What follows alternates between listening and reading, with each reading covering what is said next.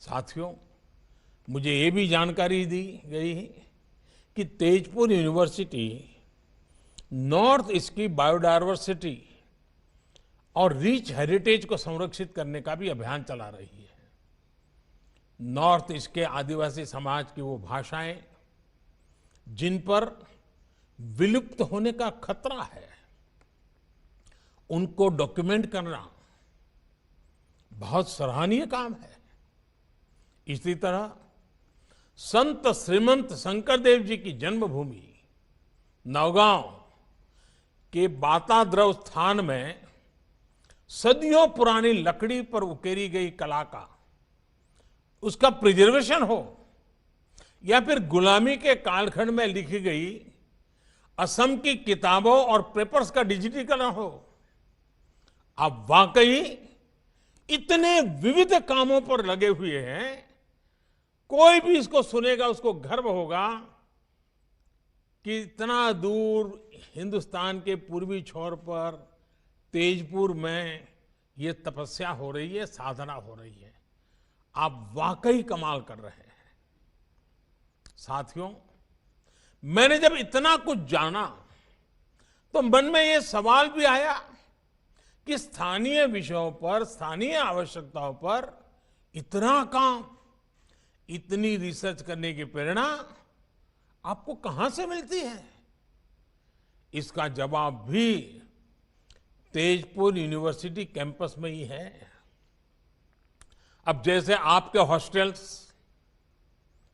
चराईदेव, नीलांचल, कंचनजंगा, पटकाई, धानसिरी, सुबनसिरी, कोपिली, ये सभी पर्वतों, चोटियों और नदियों के नाम पर है।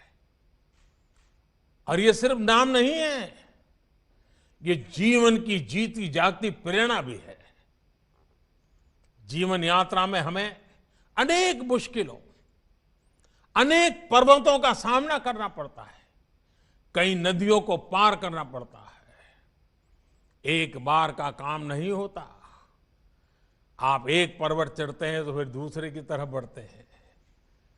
हर पर्वतारोहण के साथ आपकी जानकारी भी बढ़ती है, आपका एक्सपर्टाइज भी बढ़ती है और नई चुनौतियों को लेकर आपका पर्सपेक्टिव तैयार हो जाता है।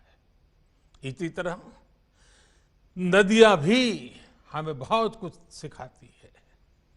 नदियां कई सहायक धाराओं से मिलकर बनती हैं और फिर समंदर में मिल जाती है। हमें भी जीवन में अलग अलग लोगों से ज्ञान लेना चाहिए, सीखना चाहिए और उस सीख के साथ आगे बढ़ते हुए अपने लक्ष्य को प्राप्त करना चाहिए। साथियों, जब आप इसी अप्रोच के साथ आगे बढ़ेंगे तो असम, नॉर्थ ईस्ट देश के विकास में अपना योगदान दे पाएगा।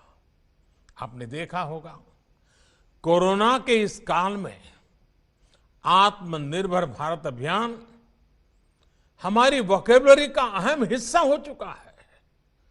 हमारे सपनों के अंदर वो घुल मिल गया है।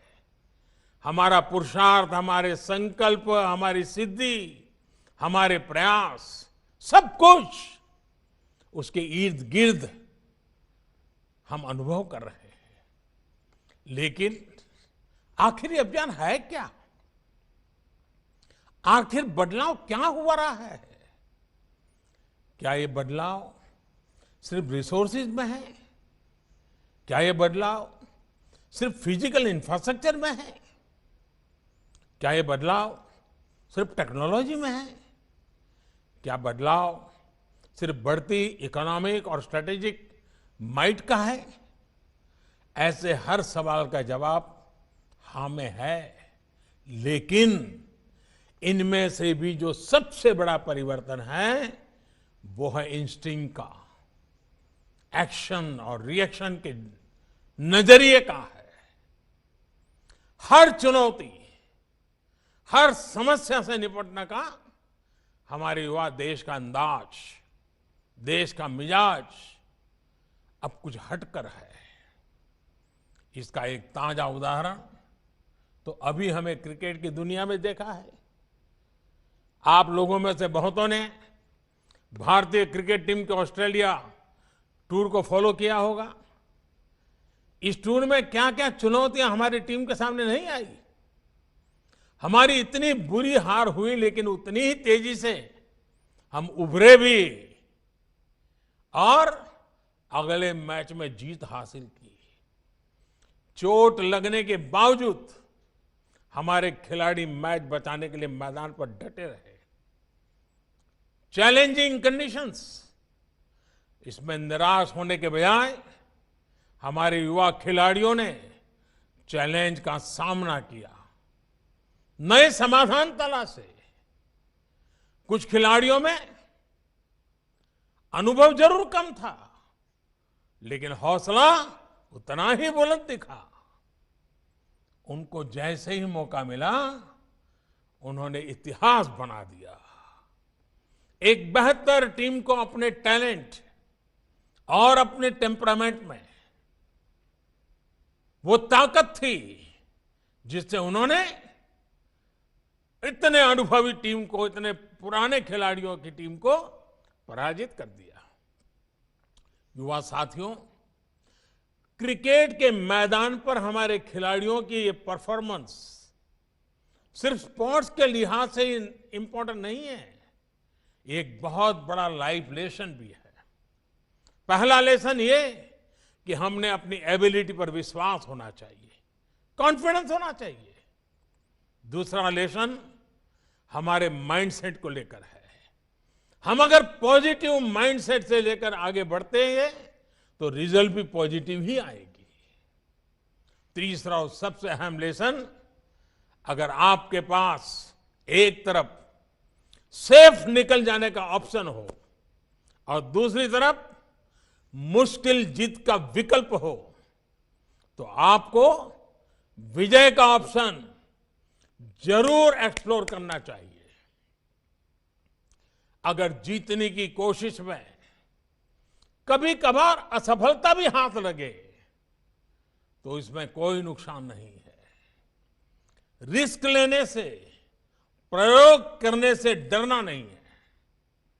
हमें प्रोएक्टिव और फियरलेस होना ही पड़ेगा।